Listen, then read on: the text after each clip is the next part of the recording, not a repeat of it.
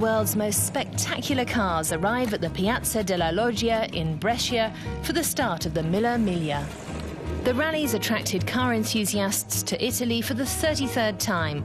Formula One racing drivers David Coulthard and Mika Hakkinen are both taking part. So is Nick Mason, the drummer of British rock group Pink Floyd. Mason's wife, Annette, is sitting behind the wheel. It's the couple's third Mille Miglia. The challenge is to get a car these cars are now, 50, sometimes 60, 70 years old, and to get them through the entire 1,000 miles. And that is a challenge. And to do it all within the 3-day period or whatever. That's a challenge. I've done it before, and it is it's a proper event. It's not just trailing along, waving at the crowd. Nick Mason and his wife are driving a classic English car made by Fraser Nash in 1949.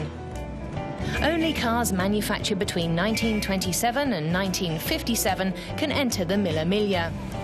This year, the total value of the cars involved is estimated to be over €200 million. In the past, the rally took a day. Now it's done in stages. My father drove this race in 1953 in a Ferrari, and so for me there's a sense of some connection with the past, and also with a lot of my heroes. That Stirling Moss is so well known for his fantastic win here. British racing legend Stirling Moss still holds the race record. In 1955, he drove the 1,600-kilometre route in 10 hours, a huge achievement in the cars of the time. Mechanically, they're very different to what we are used to as modern drivers. No power steering. No power steering, yeah. The brakes are non-existent. and there wasn't really, the driver was kind of the last thought once you got in the vehicle. They weren't really designed around the driver. They were designed for performance, and then the driver got in. Today, the Mille Miglia isn't a serious race. It's a vintage car rally and spectator show. Crowds of fans are never far away as the 375 participants make their way through northern Italy.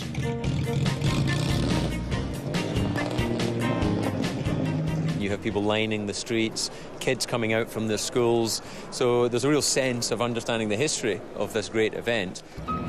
The drivers arrive in Bologna shortly after midnight, the end of the first leg. The participants have to complete each stage within a set time to give the event a sporting edge.